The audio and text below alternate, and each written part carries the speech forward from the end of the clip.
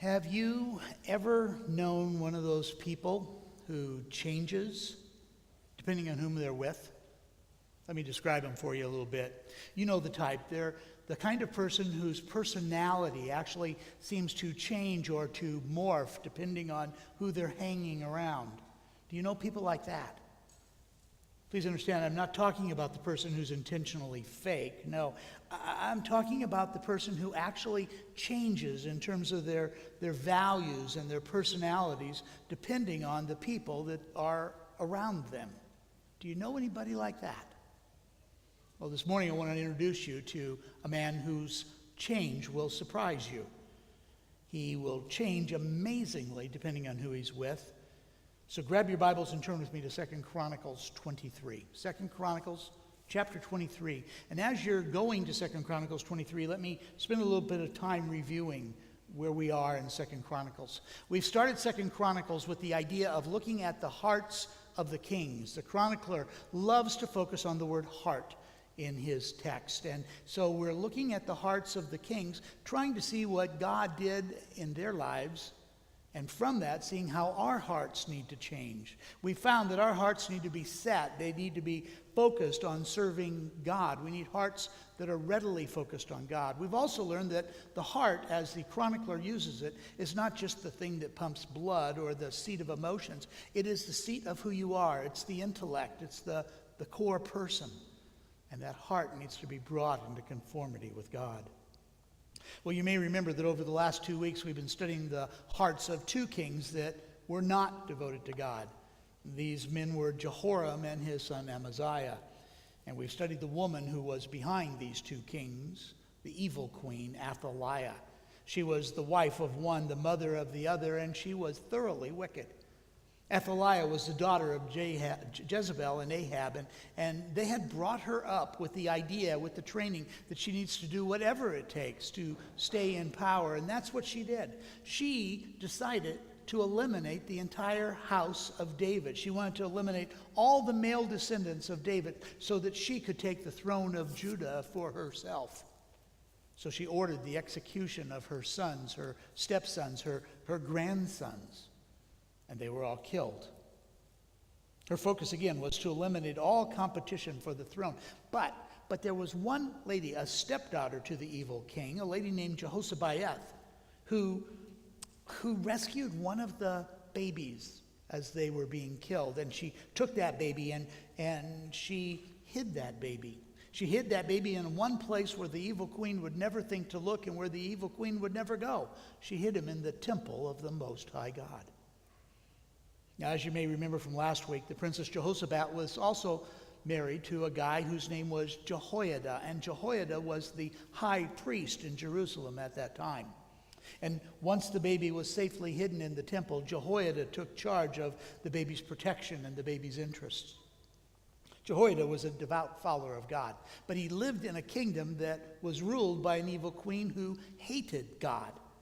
And so Jehoiada had to be very careful and to bide his time before doing anything that might jeopardize the baby who would be king. So according to the verse 12 of chapter 22, Jehoiada and Jehoshaphat kept that baby hidden in the temple for 6 long years. 6 years of waiting, 6 years of planning, 6 years waiting for the day when they would reveal to the people of Judah that, whoa, wait, one of the sons of David still lives. 6 years of living with fear that the evil queen would find out that the baby lives and that she would destroy that baby and those who protected it. But during those 6 years, Jehoiada, the high priest, was also very busy. He was building a close-knit group of conspirators whose purpose was to not only protect the baby, but also to eventually crown that baby king. And so as chapter 23 opens, we have that day. That day has finally come. So look with me at 2 Chronicles 23, verse 1. But in the 7th year, Jehoiada took courage, and he entered into a covenant with the commanders of hundreds, Azariah the son of Jeroham, Ishmael the son of Jehohanan, Azariah the son of Obed, Mahaziah the son of Adaiah, and Elishaphat the son of Zichri. And they went about through Judah, gathering the Levites from all the cities and the heads of the fathers' houses of Israel, and they came to Jerusalem. Here the chronicler gives us a list of the names of some of the conspirators who are working with Jehoiada. Jehoiada formed a league involving men from the army and then the Levites, who are scattered throughout the country of Judah, who would come to Jerusalem as Levites because those were the ones who would do the temple services. And so he included them and the heads of some of the great clans of Judah. Now, notice the plan that the conspirators make. It begins to be detailed for us in verse 3. And all the assembly made a covenant with the king in the house of God. And Jehoiada said, "Behold, the king's son." I can imagine him bringing him out for the first time, getting that little boy out there and showing him to the other conspirators and saying, "Behold, the king's son. Let him reign as the Lord spoke concerning the sons of David. This is the thing that you shall do. Of you, priests and Levites, who come off duty on the Sabbath, 1/3 shall be gatekeepers, and 1/3 shall be at the king's house, and 1/3 at the gate of the foundation." By the way, that gate connected the palace to the temple area. "And all the people shall be in the courts of the house of the Lord. Let no one enter the house of the Lord except the priest and ministering Levites. They may enter, for they are holy, but all the people shall keep the charge of the Lord. The Levites shall surround the king, each with his weapon in his hand, and whoever enters the house shall be put to death. Be with the king when he comes in and when he goes out." So here's the plan as it's unfolding, as Jehoiada explains it to his team. First of all, notice that the coup is going to take place on the Sabbath. That's when the temple courts will be filled with people who are still loyal to the worship of the Lord Yahweh. Second, Jehoiada will divide his team into 3 parts. One part will be in the temple, serving as part of the temple staff, doing the normal things that take place on the Sabbath. Another team, though, will be stationing themselves at the palace, which, by the way, is next door to the temple. And then third, there's a group that will take up positions at the gate that is connecting the two. Then the Levites, who are in the temple, will bring out the king. They'll take him outside of the temple building itself, park him on the steps that lead up to the temple, so all the people in the courts can see him. And there they will crown him and anoint him to be king. So, sounds like a good plan, doesn't it? But sometimes plans don't work the way we think. So how'd this one work? Well, let's keep reading, starting at verse 8. "The Levites and all Judah did according to all that Jehoiada the priest commanded, and they each brought his men who were to go off duty on the Sabbath with those who were to come on duty on the Sabbath, for Jehoiada the priest did not dismiss the divisions. And Jehoiada the priest gave to the captains the spears and the large and small shields that had been King David's, which were in the house of God. And he set all the people as a guard for the king, every man with his weapon in his hand, from the south side of the house to the north side of the house, and around the altar and the house. And then, and only then, did they bring out the king's son, and put the crown on him, and gave him the testimony. And they proclaimed him king, and Jehoiada and his sons anointed him, and they all said, 'Long live the king.'" Well, that's the subject of today's kids' pick. And our guest artist this time is Miriam Sternke. So if we could have Miriam's picture up, you will see what Miriam has drawn for us. Notice that the boy king is being crowned there and anointed, probably by Jehoiada and his sons. And notice that Miriam has put in the big section here the throne, because she's into thrones, apparently. Is that true? I don't know. Anyway, Miriam's built a beautiful throne. It looks like it's made out of gold. But notice that the throne kind of slants down at the front. Now, that might be a problem, because I know little boys. I know how little boys sit. They sit by wiggling. They sit by putting their legs under them and kind of swirling around and then sliding off. And I can see he's going to slide off this throne a lot. So he'll be sliding off, getting on, sliding off, getting on. You get the idea. But then notice the people over here, what they're saying. All the people are going, what? Say it again, loud. Good, that's what the people are saying. But the problem is, how long is the king going to live once the evil queen finds out what's going on? Well, for that, take a peek at verse 12. When Queen Athaliah heard the noise of the people running and praising the king, she went into the house of the Lord to the people. By the way, probably the first time she'd been there. And when she looked, there was the king standing by his pillar at the entrance, and the captains and the trumpeters beside the king, and all the people of the land rejoicing and blowing trumpets, and the singers with their musical instruments leading in the celebration. And Queen Athaliah, she tore her clothes and she cried, "Treason! Treason!" That's when Jehoiada the priest brought out the captains who were over the army, saying to them, "Bring her out between the ranks, and anyone who follows her is to be put to death with the sword." For the priest said, "Do not put her to death in the house of the Lord." And so they laid hands on her, and she went into the entrance of the horse gate of the king's house, and they put her to death there. And so ended one of the darkest periods of history for the family and for the line of David. But please understand, killing the evil queen was just part of the plan that needs to be put into place. Yes, Judah once again has a king who is a direct descendant of David. The people are thrilled by that. But don't forget that this king is also 7 years old. He's a 7-year-old. Think about the 7-year-old boys that you might know. 7-year-old ruling the kingdom. What's more, not only is this going to be a tough job for a 7-year-old, what's more, there hasn't been a king loyal to Judah and to God since Jehoshaphat.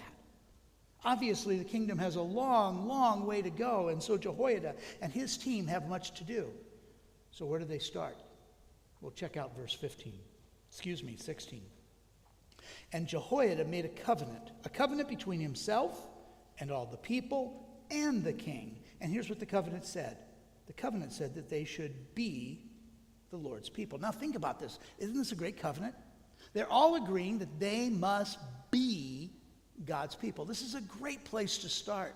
There on that day when the baby king is crowned, the 7-year-old king now is crowned, when the people are rejoicing because all of a sudden they know that there is still one son of David still living. While the people are rejoicing and celebrating, now is the time to build a covenant, and so Jehoiada does. And it's a covenant to return to the Lord and to actively and to intentionally be God's people.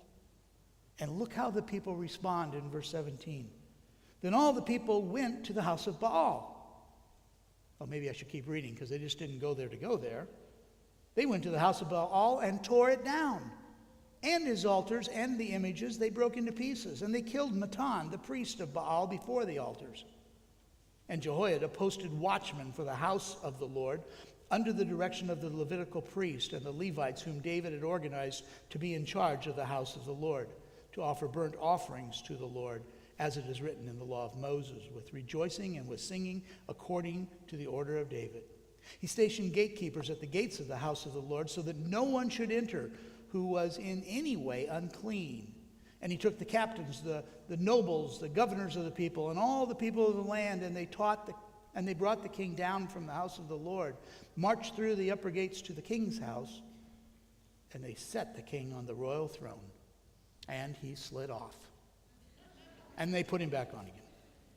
So all the people of the land rejoiced, and the city was quiet after Athaliah had been put to death with the sword. The people respond with great joy. There's joy everywhere, but they also respond with action. Action that is consistent in keeping with the covenant that they've just made.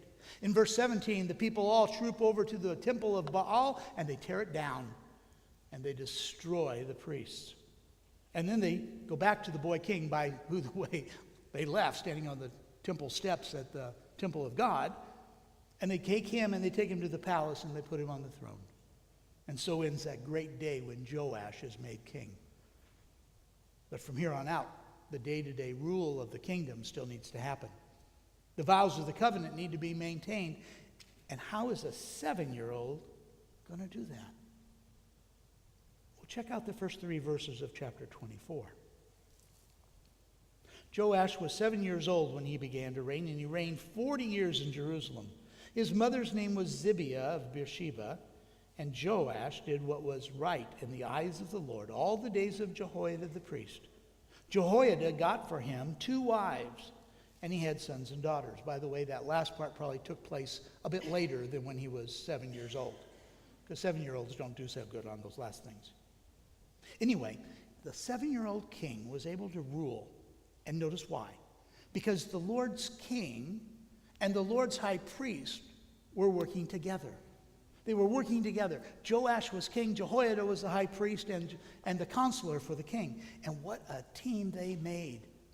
I love the words of verse 2. Joash did what was right in the eyes of the Lord. What a tremendous statement.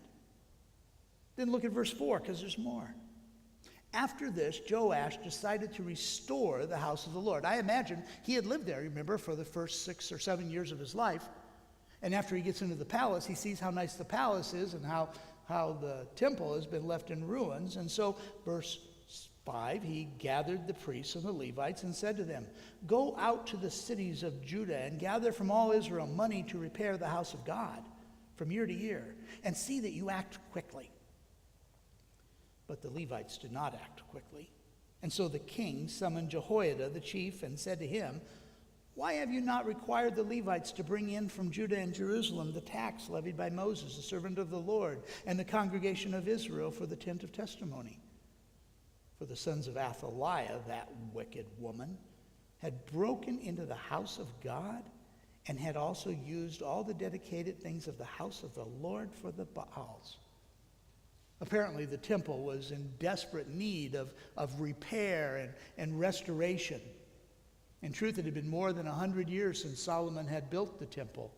And like all buildings, the temple needed maintenance. It needed repairs. It needed updates. And so it needed it very badly. But there had been no desire on the part of the last several kings to do any repairs to the temple. I mean, remember, the last 3 rulers of Judah had all been evil. They had all hated the Lord. They had all been worshipers of Baal. Indeed, as verse 7 informs you, the sons of the wicked queen had sometime gone into the temple itself and used the temple, or at least its utensils, for the worship of Baal.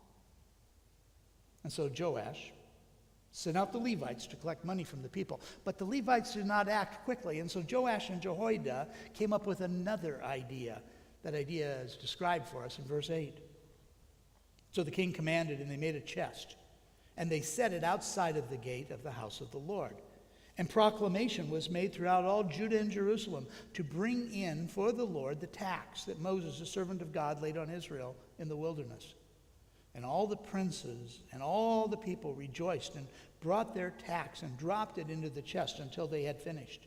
And whenever the chest was brought to the king's officers by the Levites, when they saw that there was much money in it, the king's secretary and officer of the chief priest would come, and they would empty the chest and take it and return it to its place. Thus they did day after day and collected money in abundance. And the king and Jehoiada gave it to those who had charge of the work of the house of the Lord. And they hired masons and carpenters to restore the house of the Lord, and also workers in iron and bronze to repair the house of the Lord. So those who were engaged in the work labored, and the repairing went forward in their hands, and they restored the house of God to its proper condition and strengthened it.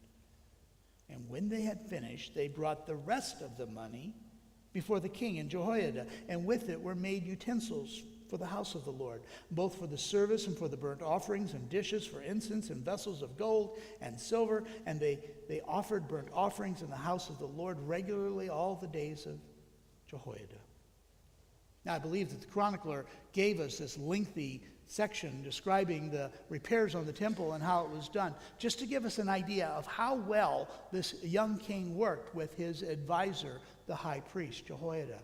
The two made a tremendous team. Again, the Lord's king and the Lord's high priest working together. But there's one little problem. In fact, the chronicler hinted at it back in verse 2. I didn't address it then, but we need to talk about it now.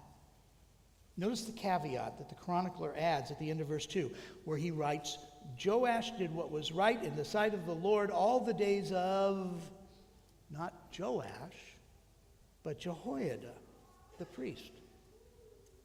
Follow. Jehoiada must have been old when the queen started killing the babies. And by now he's a very, very old man.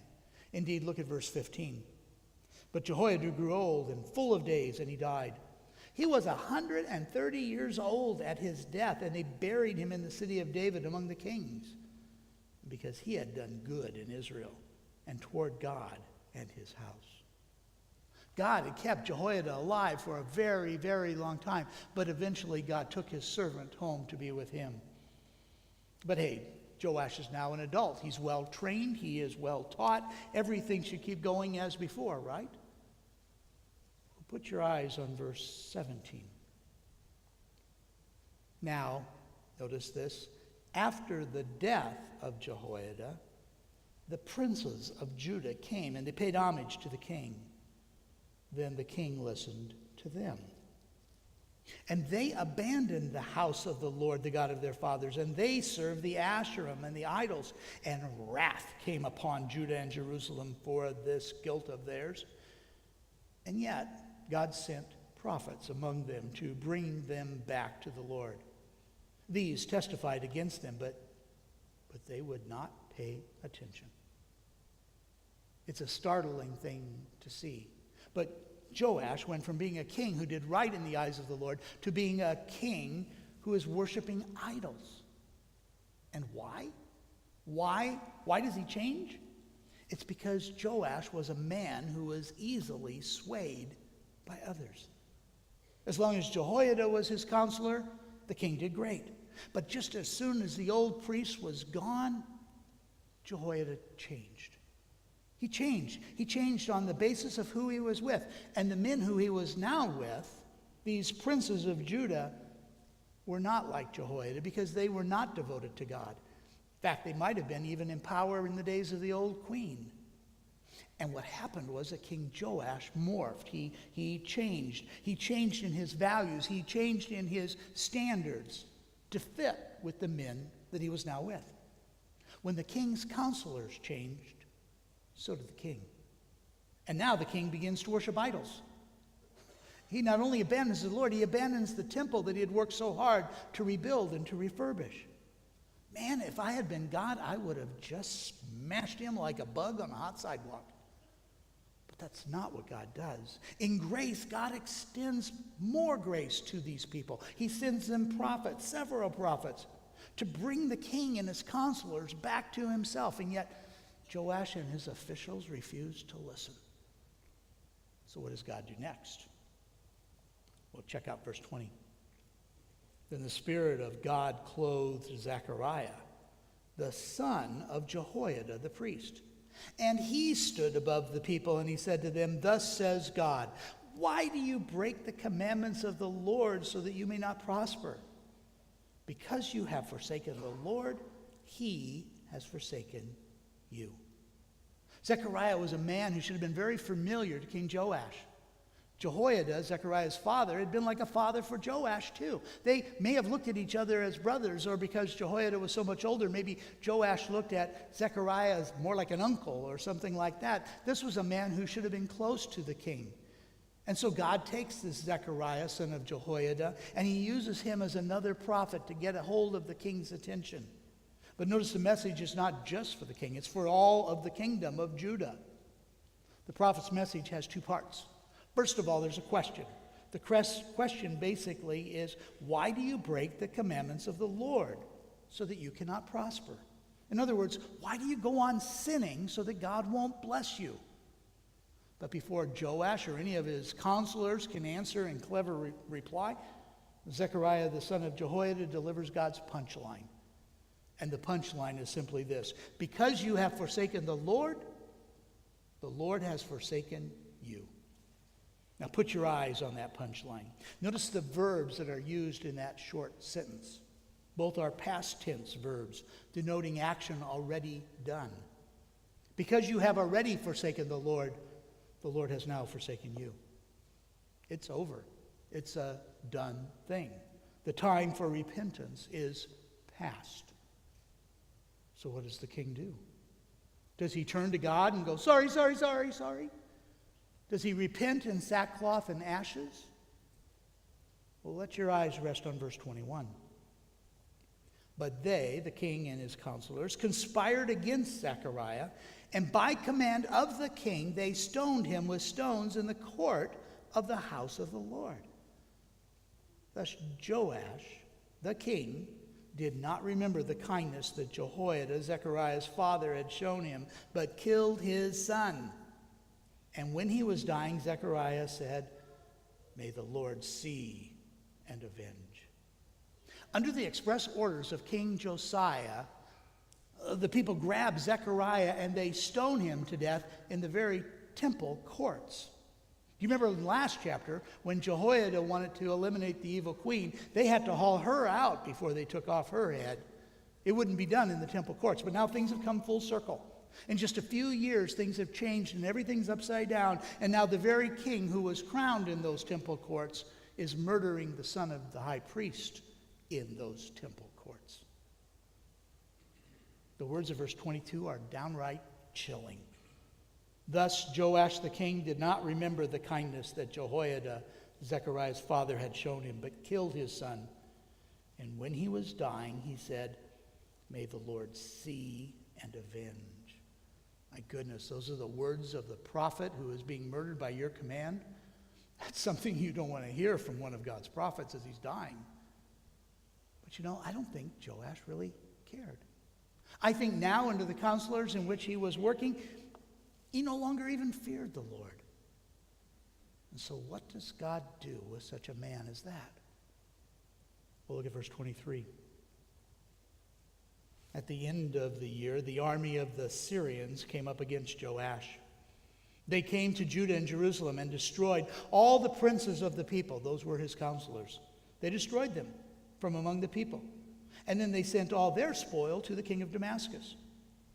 And though the army of the Assyrians had come with few men, the Lord delivered into their hand a very great army. Why? Because Judah had forsaken the Lord. That's why. They had forsaken the Lord, the God of their fathers, and thus they executed judgment on Joash. Here's one of those places in the Bible where the army that's invading God's country, God's people, is helped by God. The Syrians, or maybe in your Bible they're called Arameans, are able to take Jerusalem with just a small number of soldiers. And they're able to do that because God is on their side. He is not on the side of his people. And the Syrians kill all of the king's counselors, and they pillage the kingdom, and they send all the loot back to Damascus. But what do they do with Joash? Well, let me read the last of the chapter, starting in verse 25. When they had departed from him, leaving him severely wounded, his servants conspired against him because of the blood of the son of Jehoiada the priest, and they killed him on his bed. And so he died. They buried him in the city of David, but they did not bury him in the tombs of the kings. Remember, Jehoiada was buried in the tombs of the king, even though he wasn't a king. And here's a king that's not buried in the tombs of the king. And those who conspired against him are named. They're named right here. They are Zabad, the son of Shemeath, the Ammonite, and Jehosabad, the son of Shimrith, the Moabite. Accounts of Joash's sons and of the many oracles against him and of the rebuilding of the house of God are written in the story of the book of the Kings, and Amaziah his son reigned in his place. Now, we're not told if the Syrians had tortured Joash or if he was wounded in battle and he somehow escaped so that he could get back to his palace. But either way, Joash is left in Jerusalem on his bed wounded, and his own servants come in and execute him. Interestingly, these two servants aren't even Jews. They're not even from Judah. They're both foreign born. One is from Ammon, the other one is from Moab. I mean, how bad has it gotten in Judah in such a short time that God's prophet is avenged by two people that weren't even from Judah? And so ends the reign of the boy king Joash. I look at this and I see what a great example of before and after. Do you remember the old commercials that used to have a picture before and after? You remember those where the picture of the person before, they're all bent over and they're hurting, and then there's the picture of after they take the medicine and they're looking happy and smiling. Well, this is a before and after kind of picture. And don't miss how much Joash changes between the before and the after. Joash is a changeling. He's like a chameleon. At one moment, he's a godly king restoring the temple, and at the next moment, he's an idol worshiper destroying and murdering God. So let me ask you, what relationships do you have that are leading your heart? What relationships are you in that are teaching and directing your heart? My friends, make sure that the relationships that are teaching and leading your heart is a relationship with God. That's who you need to have a relationship. You need a relationship with God who will teach you and lead your heart. Because as the life of Joash demonstrates for us, a heart that is not set on being led by God is a heart that will be led by others. Indeed, that's my big idea for today. Unless your heart is led by God, it will be led by others. Who do you want leading you? Set your heart. Focus your heart. Determine in your heart to be led by God, or else your heart will be led by anyone and everyone who wants to use you and mold you and shape you for their own purpose and for their own enjoyment. Remember, unless your heart is led by God, it will be led by others. Pray with me. Oh God, Lord Jesus, do not let us be led by others. Give us, Lord, relationships with you, directly with you. Give us hearts. Set our hearts on building our